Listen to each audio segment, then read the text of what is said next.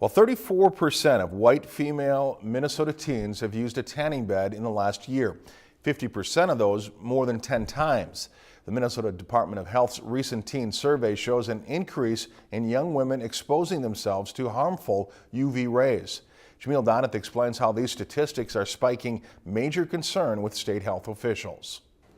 Tanning beds taking heat yet again. Pretty alarming statistics. For the first time, the Minnesota Department of Health released data on teen tanning bed use. In the last 40 years, the risk of melanoma in young women has increased 800%.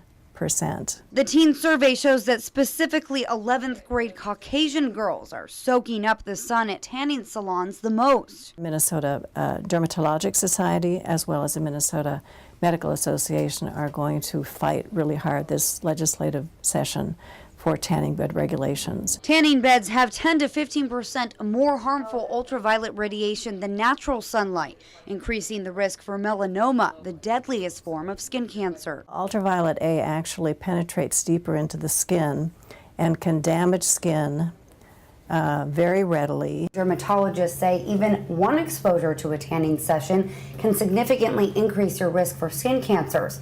So they advise people use spray tans instead. A lot of it is not very regulated, and I don't think that a lot of operators are really as strict as they should be. Tanning Cabana in Bemidji was the only salon we contacted that said they had a sign warning customers about the risks of UV rays. Knowing that that can damage your skin, that if you are unlikely to tan from the sun, you're unlikely to tan from a tanning bed, as well as 16 to 18 needs their parents to sign their waiver as well. The co-owner says they go beyond current requirements and would agree with implementing additional regulations. I just think it's the right thing to do, period, end of story, so that everybody, full disclosure, knowing what you're doing to your body, what you're doing to your skin. But the FDA has issued a proposal to increase those warnings, including telling young people not to use the device. We really are fighting to save lives. Jamil Doneth, Lakeland News.